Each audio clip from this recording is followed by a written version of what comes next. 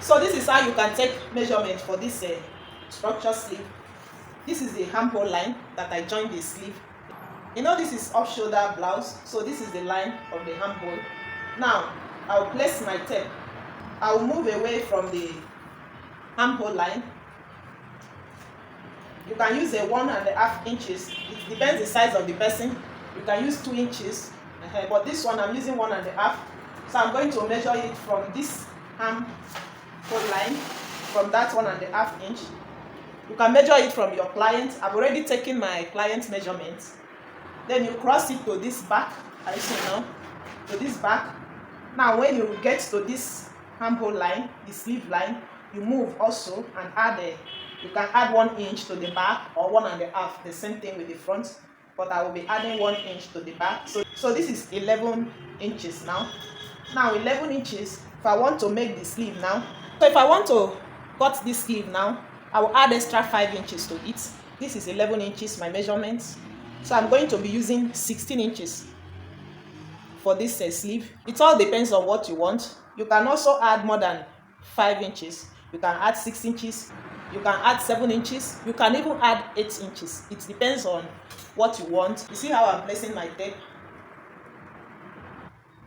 So I have my crinoline here, and I have my Regilene boning, or you call it plastic boning. I have my fabric. Now I will take my crinoline.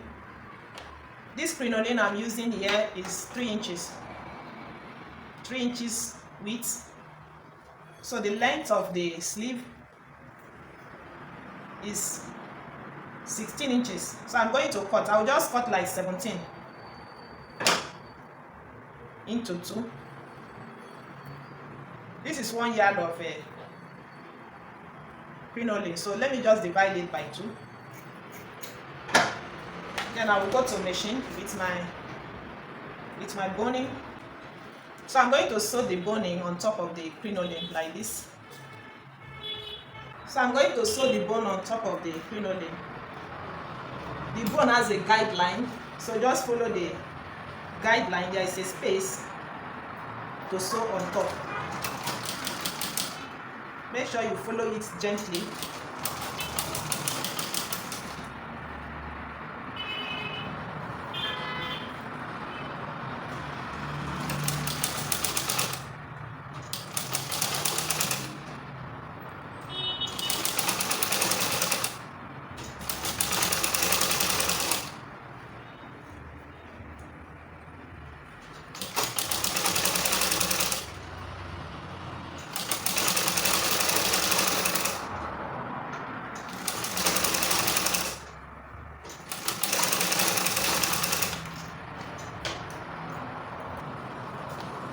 And you see the way the bone is. I see now this side now should be the front. So just make sure you place it this way, so that this side will face up. That should be the front of your sleeve.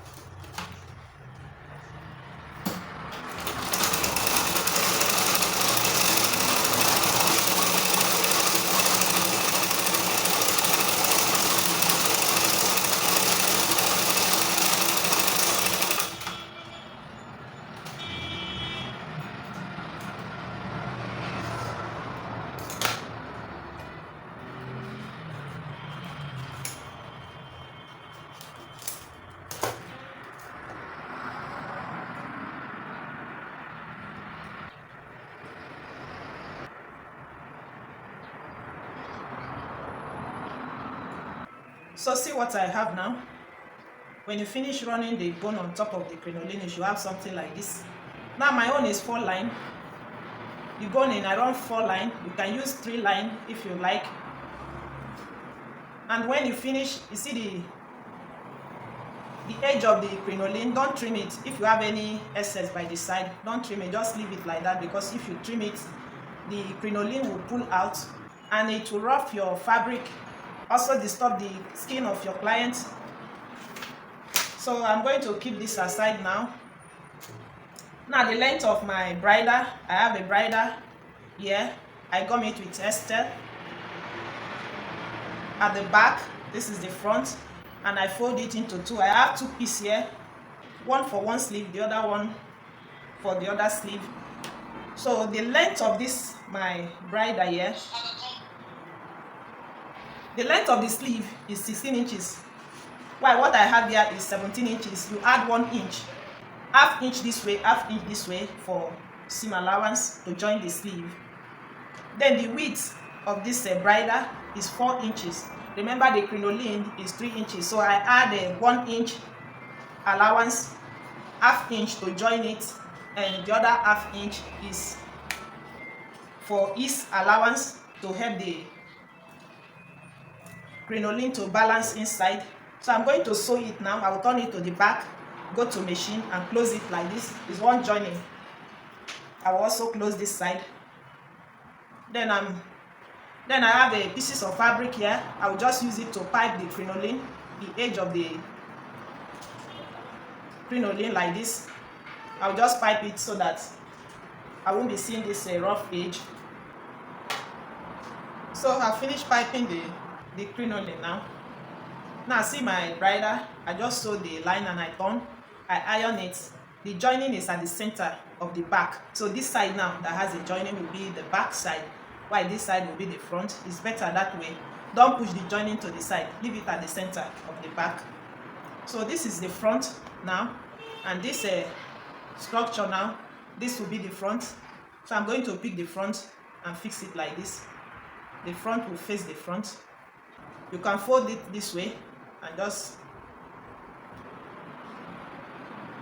insert it inside.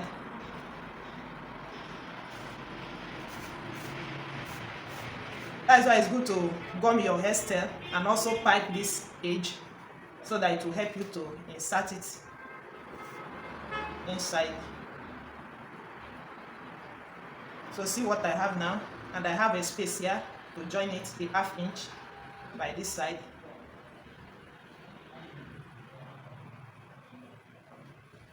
Then I will apply the same thing to this one. I will fold it I'll fold it like this.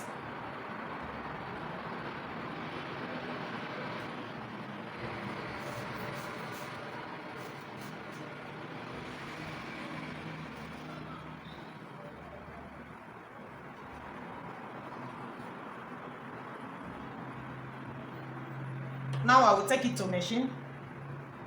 You can use a needle and just attach it to your blouse. Exactly that point that you took the measurement from, just attach it there. Attach one in front, then the other side at the back, the second one for second sleeve.